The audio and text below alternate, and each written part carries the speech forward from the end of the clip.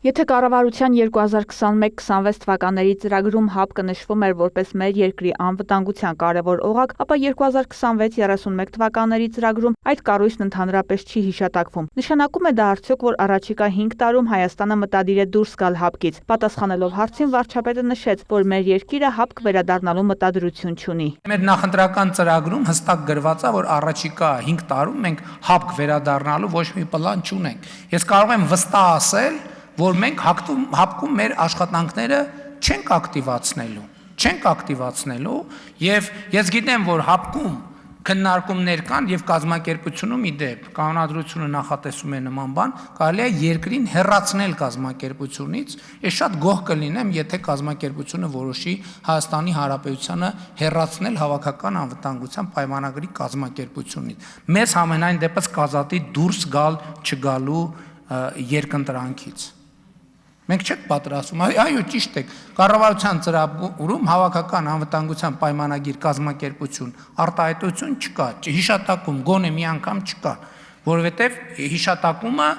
ինչպես դուք նշեցիք, էլ չենք կարող ասել, այն ժամանակ գոնե գործընկերային տրամաբանության մեջ ենք, ասում ենք դե հարցեր պետք է տանք, պատասխաններ պետք է ստանանք, լավ այդ կարանք մի տարի տենց ասենք, կարանք 2 տարի տենց ասենք, 3, լավ 5 չեք կարող ընդհանուր տենց ասենք։ Մենք բոլոր հարցերը տվել ենք, ոչ մի պատասխան չենք ստացել, հետևաբար ՀԱՊԿ-ի վերաբերյալ մեր հետաքրքրությունը սպառված է։ Մեզ պետք է առանց արտաքին օգնության մեր տարածաշրջանում ապրելու կարողություն։ Արտաքին նշանակում արտաքին, կապ չունի հյուսիսային արտաքին, թե արևմտյան արտաքին։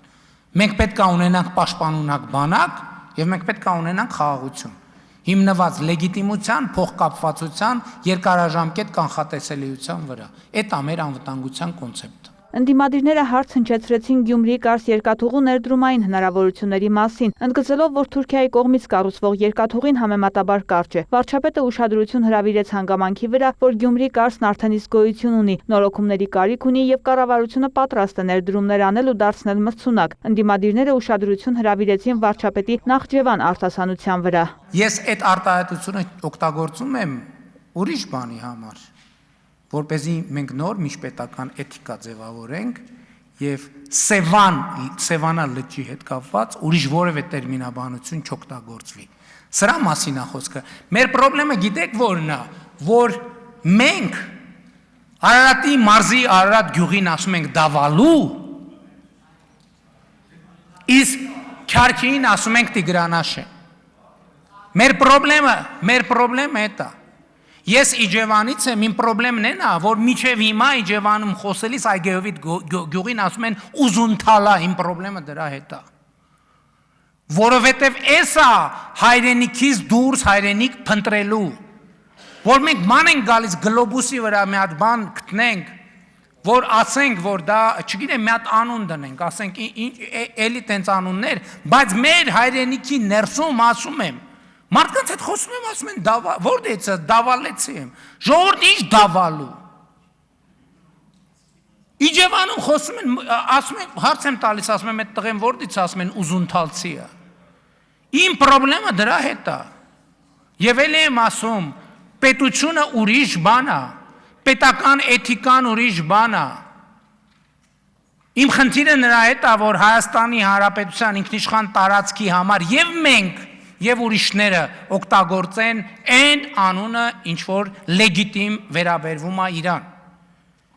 Այդ թվում Հայաստանի ներսում։ Այսօր Հայաստանն իր խոսույթը ձևավորում է իր ռազմավարական շահերից ելնելով, ընդգծեց վարչապետը։ Փաշինյանի գնահատմամբ վերջապես դուրս ենք եկել թղթե շերեփի տրամաբանությունից։ Փաշինյանը խոսեց Հայաստանի Հանրապետության ինքնիշխան տարածքը ճանաչելու անհրաժեշտության մասին։ Հայաստանը եւ Ադրբեջանը իրար տարածքային ամբողջականությունը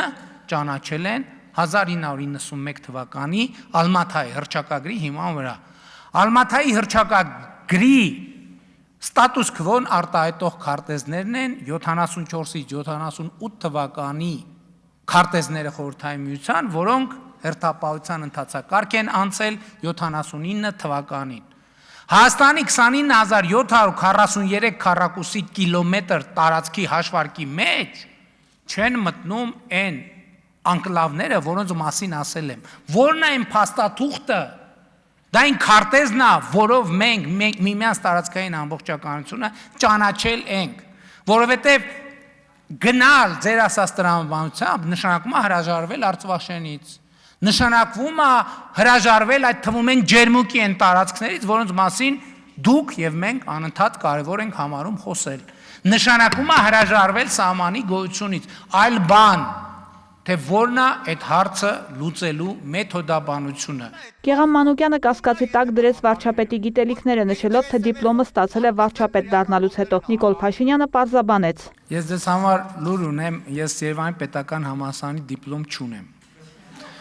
Ես ունեմ Երևանի պետական համալսարանի ստուգման գրքույկ, որտեղ բացի գերազանցից ուրիշ գնահատական չկա։ Ես 5 տարի սովորել եմ Երևանի պետական համալսարանում եւ բացի գերազանցից ուրիշ որևէ գնահատական չեմ ստացել։ Եվ ես ոչ վարչապետ, ոչ падգամավոր լինելուց հետո, ոչ դրանից առաջ փորձ չեմ արել։ Դուք էլ չպատասխանեցիք ամենակարևոր հարցին։ Ինչու ենք մենք միջև հիմա ասում դավալու։ Ինչ ենք ասում դավալու։ Չեք ասում։ Պարոն Մանուկյան, դրեք, զսպեք ձեզ։ Հա, Չոբանքյար, այո։ Այս ամբյոնից դուք եկաք ասիք Չոբանքյար այն օրը, որը հայկական անվանում չի։ Հիմա կարելի է ամբողջ կոնսպիրոլոգիա կառուցել դրա վրա։ Դուք հանձնում եք Չոբանքյարան, պարոն Մանուկյան։ Երբ են իրանք վերադարձնելու մեր հողերը Պարավաքարում, Գորիսում, Ջերմուկում 2 տարի է սկսվել է դելիմիտացիայի process-ը։ Բայց ավարտվել է նրանով առաջի этаպը, որ մենակ մենք ենք տվել։ Մի փոքր բացառություններով։ Երբ են նրանք վերադարձնելու մեր հողերը, երբ են տալու հետ, որպեսզի մենք իմանանք, որ չենք քծվել, որպեսզի մենք իմանանք, որ միակողմանի չի էսի, որ իրանք էլի չեն համոզում, վերջում տանեն ձորից գցեն։ Ես որպես Հայաստանի Հանրապետության վարչապետ, այո, առաջինը ես ինքս պետքա վերցնեմ պատասխանատվություն առերի եւ ես վերցրել եմ այդ պատասխանատվությունը։ Մեր հողերը երբ են տալու։ Սահմանազատման արդյունքում այդ հողերի մեր լինելու փաստը ես դրա համար եմ ասում քյարքի, ոչ թե նրա համար, որ ես ադրբեջանամետ եմ, այլ ես հասկանում եմ, որ եթե կասկածի տակ դրվի են քարտեզները, որոնք այսօր գտնվում են իրավական հիմքում խաղաղության, բոլորը կսկսեն կասկածի տակ առնել այդ քարտեզները։ Ինչքան մենք այս հարցի նյարդը զրոյացնենք, այդքան այդ հարցը կլուծվի շատ պարզ տեխնիկական լուծումով, այդ տարածքները փոխադարձաբար մենք սահմանի երկայնքով կփռենք, կներեք այդ կոպիտ բառի համար, եւ ճշգրիտ Հայաստանի մի բան ակնհայտ է, այդտեղ Հայաստանի տարածքը 29743 քառակուսի կիլոմետր լինելու այդ ամեն ինչի արդյունքում, ինչպես դե յուրե է այդ թվում էս պահին։ Սիրելի Տիգրանաշենցիներ, մենք այսօր քննարկում ենք ձեր տների հարցը։ Դուք այս ընտրություններուն քվեարկել եք, ավելի շատ ձայն եք տվել քաղաքացիական պայմանագիր կուսակցությանը, քան ուժեղ Հայաստանին։ Այդ պատճառով այսօր մենք քննարկում ենք ձեր տների հարցը, ու այսօր ձեր տները վտանգ կա, որ հանձնվելու է Ադրբեջանին։ Շնորհակալ եմ ձեր հայտարարության համար, որովհետև դուք ապացուցեցիք, որ դուք պատերազմի կուսակցություն եք։ Որովհետև հիմա դուք ասցիք, որ պատրաստ եք դրա համար պատերազմ սկսել Ադրբեջանի հետ։ Դուք դրանով ապացուցեցիք այն, ինչ որ սկզբունքորեն ապացուցելու կարիք չկար էլ։ Դուք ապացուցեցիք, որ չեք ճանաչում Հայաստանի Հանրապետության տարածքային ամբողջականությունը, որովհետև երկրի տարածքային ամբողջական, ցանկացած երկրի տարածքային ամբողջականություն պարփակված է հարևանների տարածքային ամբողջականությամբ։ Բանակում սպանությունների, ինքնասպանությունների հետ կապված աշխատանքային խումբ է ձևավորված։ 3 նախարար է ներգրաված՝ Պաշտպանության, Կրթության, Գիտության, Մշակույթի եւ Սպորտի եւ Առողջապահության նախարարները։ Ի պատասխան Ռուզաննա Երեմյանի հարցի, թե զինված ուժերում վերջին ամիսներին բանակում ցավալի դեպքերի պատճառը կրթության բացն է, պատասխանեց վարչապետը։ Նշեց պատճառը բանակում դեպքերի մեծ հատվածը կապված է մարտական հենակետում քնելու խնդրի հետ։ Եվ այսօրվա խնդիրը լուծելու համար մեզ ռադիկալ քայլեր են պետք։ Եվ մենք նաև այսօր ենք այդ հարցը քննարկել եւ եկել նաև, չասեմ եզրակացության, բայց նախնական բանի, նախնական մի այսպիսի ձևակերպման, որ մեր ընդհանուր բանակի ծառայության տրամաբանությունը չի ադապտացվել խաղաղության հաստատման իրավիճակին։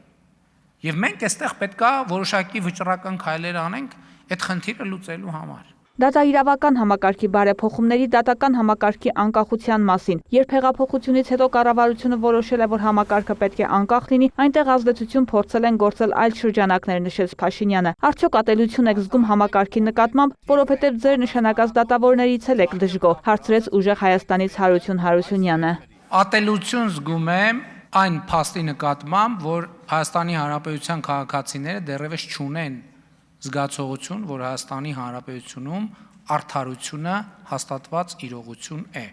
Եվ այո, այդպես է այդ թվում այն պատճառով, որ կա իշխանության տարանջատման սկզբունք։ Իրանք տեսնում են, որ այս դատական համակարգում փողով կարելի է լուծել։ Դուք ասում եք կալանքների բանը, մակարդակը։ Այո, դրա մեջ պրոբլեմ կա եւ ժողովուրդը խնդիր ունի բռնել բաց թողելու այդ բանի հետ, այդ երևույթի հետ։ Անընդհատ բռնել, բաց թողել, բռնել, բաց թողել, բռնել, բաց թողել, բռնել, բաց թողել։ Նրանց ում պետքա բռնել մեկ անգամ եւ բաց թողել միայն օրենքով սահմանված դատավճռի ժամկետը լրանալուց հետո։ Շատ պարզ ակնկալիք է։ Իսկ ինչ մեթոդներ է պատրաստում կիրառել կառավարությունը ընտրակեղծիքների ողնաշարը կոտրելու ուղղությամբ, հետաքրքրվեց Արթուր Հովհաննիսյանը։ Վարչապետը սա եւս դատական համակարգի բաց թողումը համարեց։ 2026 թվականի դրությամբ Հայաստանի Հանրապետության քրեակատարողական հիմնարկներում չի եղել գոնե մի մարդ, որը ընտրակաշարք տալու համար նստած լինի բանտում։ Չնայած այն փաստին, որ 2021 թվականի ընտրություններից հետո էլ այդ թեմայով քրեական գործեր են հարուցվել։ Ավելին նախորդող շրջանի ընտրակաշարքներից 0 մարդ է նստած։ Եվ այո, այս են դեպքն է, երբ որ մարդիկ իմացել են, հա լավ, դե ինչ կլինի, բան մեր երկու շաբաթ կնստեն, հետո բաց կթողեն։ Եվ ասենք սա կոնկրետ են դեպքն է, որ Հայաստանի դատական համակարգը կոնկրետ պատասխանատու է սրա համար։ Կոնկրետ պատասխանատու է։ Այո, դուք գիտեք, Հայաստանում կա գոնե մի մարդ կա, որ չգիտի, որ օրինակ Գագիկ Ծառուկյանի քաղաքական ուժը նախորդող շրջանում բոլոր ընտրություններում բաժանել է ընտրակաշարք։ Կա գոնե մի մարդ։ Բայց ո՞նց է այդ մարդը գնացել դատական համակարգով արդարացվել։ Ով է ուզում ասի, որ այդ որոշումը դատավճիռը կայացվել է ծրի եւ արդար։ Բայց ով է սրա պատասխանը տալու։ Հիմա էլ ես ասում եմ, եթե այս ընտրակաշարքները որևէ մեկը ազատության մեջ հայտնվի, նշանակում է մենք մեր դատական համակարգը ոչ թե պետք է բարեփոխենք, պետք է քանդենք, 0-ից նորից հավաքենք։ Որովհետև սա ասում եմ, սա կոնկրետ այս են դեպքն է, որ կասեն, բա ի՞նչ է դատական համակարգ։ Այս են դեպքն է, որ Հայաստանի Հանրապետության դատական համակարգը կոնկրետ ընտրակաշարքի հովանավոր է, որովհետև այդ դատական համակարգը ստեղծել է ընտրակաշառատուների կողմից ընտրությունների կեղծման եւ հարակվեի արդյունքների կեղծման արդյունքում։ Տնտեսության ոլորտի խնդիրները եւս օրակարգում էին։ Անդրանիկ Գևորգյանը հարցրեց ստանդարտացման, ապրանքների համապատասխանությունը ստուգող կառույցի անհրաժեշտության մասին։ Վարչապետը խոսեց կատարված բարեփոխումներից, նշեց իրական խնդիրը կոնյակի օրինակով։ Լաբորատորիայի հետ կապ չունեցող բան է դա։ Մենք պետք է որոշում կայացնենք։ Ինչ լաբորատորիա, չկա աշխարհում մի լաբորատորիա, որը մեր մոտ արտադրած խմիչքը 10 անալիզի ինքը ասի դա կոնյակ է, որովհետև կոնյակ նշանակում է Ֆրանսիայի համապատասխան տարածքում աճեցված խաղողից ստացված խմիչք։ Հիմա շատ լավ բարձրացնում եք, եկեք որոշենք, մենք այդ բառից պետք է հրաժարվենք, թե չպետք է հրաժարվենք։ Հա, ընդ որում սեպայով սահմանված մեզնից առաջ այսպիսի հարցեր կան, բայց երբ որ ես կառավարության նիստում դրա մասին խոսում եմ, մեր հարգելի ընդդիմադիր շրջանակները շատ հեշտությամբ օգտագործում են ասելու համար, այ հերթական մեր ազգային արժեքից ուզում են հրաժարվեն։ Դե ոնց է կոնյակը մեր ազգային արժեք, ես այդ լավ չեմ հասկանում։ Շատ լավ եկեք, դա լաբորատորիայի խնդիր չի, տեսեք, ծախս անելու, տեխնիկա ձեռք բերելու։ Անհրաժեշտություն ընդհանրապես չկա։ Քաղաքական որոշման հարց է։ Եկեք կոնսենսուս ձևավորենք, բերենք օրենքի նախագիծը, դուք էլ ստանձնեք, որ կողմ կքվեարկեք, եւ մենք ասենք, որ մենք այդ բառը արգելվում է այդ բառը օգտագործել։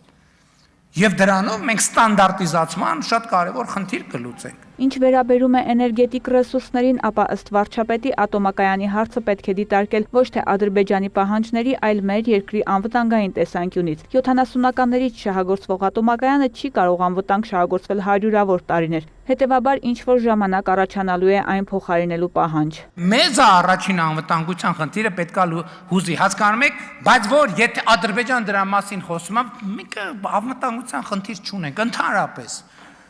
Բանը ոչինչ ոչ քեզի տրամաբանությունը, հա, այդ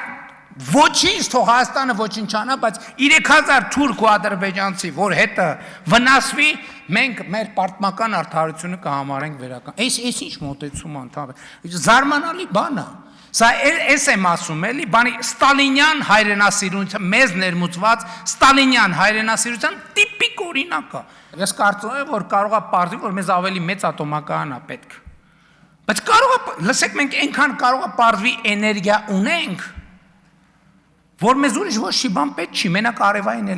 էներգետիկա է պետք։ Հեցի հետ կապված պրոցեսները բնականոն ընթացքի մեջ են, ոչ մի խնդիր չկա, պլանով առաջ ենք շարժվում, մանավանդ որ միջազգային արբիտրաժում շատ մեծ հաջողություն ենք ունեցել, պատասխանելով հեցի պետականացման գործընթացի մասին հարցին նշեց վարչապետը։ Մեր պլան անհետևյալն է, որ հեցը պետք է լինի պետական սեփականություն եւ մենք թափանցիկ մրցակցային միջազգային մրցույթով պետք է ոլորտի թոփ կառավարիչներից մեկին կամ կոնսորցիումին ներգրավենք հեցի կառավարման գործում։ Ես միանշանակ համոզված եմ, որ հեցի պետական սեփականություն լինելը ճիշտ է, բայց մյուս կողմից համոզված եմ նաև, որ չի կարելի հեցը երկար ժամանակ թողնել պետական կառավարման ներքո։ Ընդդիմությունը աղմկում է լսելով Գարեգին Բեի ավազանի անունը, բայց երկրի վարչապետին դիմում է ազգանունով, նկատեց Գարիկ Սարգսյանը։ Հայաստանը ժողովրդավարական երկիր է, ով ինչից ուզում է կարող է նեղվել։ Ես բացարձակ խնդիր չունեմ։ Հիմա կտրիչ Ներսիսյանից նեղվում եմ։ Ես էլ չեմ ուզում։ Դադարեցրեք։ Ես էլ չեմ ուզում ընդդիմությունը շատ նեղվի, դրա համար քիչ եմ ասում կտրիչ Ներսիսյան։ Հակառակ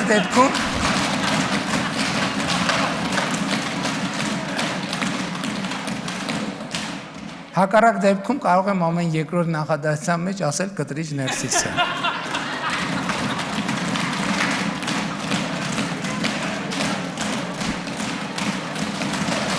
Եվ սա ժեստ է ընդդիմության հասցեին, հակառակ դեպքում ավելի շատ կասեի կտրիչ Ներսիսյան։ Ուժեղ Հայաստանի падգամավորները մի քանի աղմկոտ արձագանքից հետո լքեցին նիստերի դահլիճը։ Հարց ու պատասխանը շարունակվեց առանց նրանց։ Ընդդիմության մյուս հատվածն արձագանքեց։ Հաշվի առնելով, որ ձեր հոգևորականի իդեալը Նավասարդ Կճոյանն է, ես ուրիշ որևէ անդրադարձ այս պահին չեմ ուզում անել ամենայն հայոց կաթողիկոսին վերաբերելի ձեր պնդումների մեջ, որովհետև դուք Նավասարդ Կճոյաններով եք մտադիր այսպես կոչված ձեր բարեփոխումները իրականացնել։ Ձեր ելույթի ընթացքում ասում եք, որ սահմանադրության փոփոխության հարցը մի բան է, որ ժողովուրդը ձեզ լիազորել է իր ընտրությամբ։ Իհարկե, ընտրության լեգիտիմության մասով էլ մեր դիտարկումները կանենք, բայց Սահմանադրության փոփոխության համար պետք էր, որ ժողովուրդը տրամադրեր 2/3 մեծամասնություն։ Ինչպես տեսնում եք, նույնիսկ Բարգավաճի մանդատները վերցնելով 3/3 եք ձևավորել, 2/3 չեք ձևավորել։ Ավելին, դուք նույնիսկ ահաբեկել եք ժողովրդին, որ եթե մեծամասնություն չստանանք 2/3 կլինի պատերազմ։ Հիմա ինչպես եք ասում, որ ընտրություններից առաջ ժողովուրդը ձեզ թույլ է տվել, որպեսզի սահմանադրությունը փոխվի։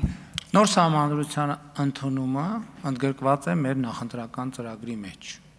Եվ նաև որոշակի թվաբանական հաշվարկով, եթե սահմանադրական հանրաքվեում կողմ քվեարկի այնքան քաղաքացի, եթե որոշակի պայմաններում, ինչքան քվեարկել է քաղաքացիական պայմանագիր կուսակցության օգտին, այդ դեպքում նոր սահմանադրությունը կընդունվի։ Ինչ վերաբերվում է սահմանադրությանը եւ սահմանադրականությանը եւ պղծությանը, եկեք ի վերջո չմոռանանք, որ ձեր առաջնորդը, անձամբ ձեր առաջնորդը 1998 թվականին Հայաստանի նախագահի պաշտոնում կարգվել է Հայաստանի Հանրապետության սահմանադրության կոպտագույն խախտմամբ։ Դուք այդ ինչ լեգիտիմությունից եք խոսում։ Լսեք, ով լեգիտիմությունից խոսա, դուք ասեք տանձից, խնձորից, մանդարինից, տենց բաներից խոսացեք։ Դուք ո՞նց կարող ձեր լեզուն պտտվի այն քաղաքական ուժը, որի կառավարման օրոք մի հատ ընտրություն չի եղել չկեղծված, տոտալ կեղծիքների միջոցով, բռնությունների և սպանությունների միջոցով, Հայաստանում 2-3 անգամ իշխանությունը զավթած քաղաքական ուժը եկել աստեղ խոսում է լեգիտիմության մասին, դուք ինչ կապ ունեք ընդհանրապես լեգիտիմության մեջ։ Այն որ ձեր շարքում միլիոնատեր են նստած, դուք ինչ լեգիտիմության մասին եք խոսում։ Եվ այո, այսօրվա Հայաստանի Հանրապետության իշխանությունը լեգիտիմության պրոբլեմ ունի այնքան ժամանակ, քանի դեռ Քոչարյանի կլանը չի ունեզրկվել բառից մինչև վերջին կոպեկները դուք էլ իրանց հետ միասին։ Եվ այո, իմ մանդատն է եւ իմ պարտավորությունն է, որ Քոչարյանասերժական կլանը պետքա ունեզրկվի օր առաջ, րոպե առաջ։ Եվ ես Հայաստանի Հանրապետության ժողովրդի անունից դա պահանջում եմ Հայաստանի Հանրապետության դատաիրավական համակարգից։ Հենց նոր Նիկոլ Փաշինյանի ասած, այն դասական օրինակներից է քաղաքական հետապնդման պատվեր իջացնելու դատարանների, քննչականների մնացածի վրա։ Եթե երկրի վարչապետը ասում է, այսինչը պետքա նստի, այսինչը պետքա ունեզրկվի, սա քաղաքական պատվեր է, սա նորմալ չի ժողովուրդ, սա հակասում է եվրոպական ստանդարտներին, ժողովրդավարությանը, այն ամեն ինչին, ինչի համար դուք պայքարել ու եկել եք։ Գնում ես հյուսիս, ձերնա, քաղաքի հյուսիս, գնում ես հարավ, ձերնա, գնում ես արևմուտք, ձերնա, գնում ես արևելք, ինչի հաշվին եք դուք միլիոնը, լավ, ամեն ինչ դնենք մի կողմ, դրա բացատրությունը դուք կարաք տաք։ Դուք 10 տարի եղել եք իշխանություն, ես էլ արդեն 8 տարուց ավել վարչապետ եմ։ Ես ինչի միլիոնատեր չեմ, դուք ինչի եք միլիոնատեր։ Բացատրեք ինչի եք միլիոնատեր։ Այդ ունեցվածքը որտե է ձեզ լավ, ամեն ինչ դնենք մի կողմ, դատարաններ, ամեն ինչը, դուք ոնց եք միլիոնատեր։ Ու դուք ուզում եք ասեք, որ դուք պետք է Հայաստանի Հանրապետությունում տենց շարունակեք մնաք միլիոնատեր, ամենայն բանով Աստված բոլոր երեխեքին տա առողջություն, երկար կյանք, կրթություն, հաջողություն, բախտ, երջանկություն, հորով մորով մեծանան բոլորը, բայց դուք ուզում եք ասեք, որ ձեր միլիոնները պիտի ժառանգեք ձեր երեխաներին, ձեր երեխաներն էլ իրենց երեխաներին, ես ձեզ կներեք ուղիղ ասում եմ, որ չի լինելու այդ բանը։ Հերթագրված 55 падգամավորներից ոչ բոլորը հարցեր ուղղեցին։ Հարցուպատասխանն ավարտվեց, իսկ ուժեղ Հայաստան խմբակցությունը զրկվեց ելույթների համար հերթագրվելու հնարավորությունից, քանի որ դա լիճում չէր։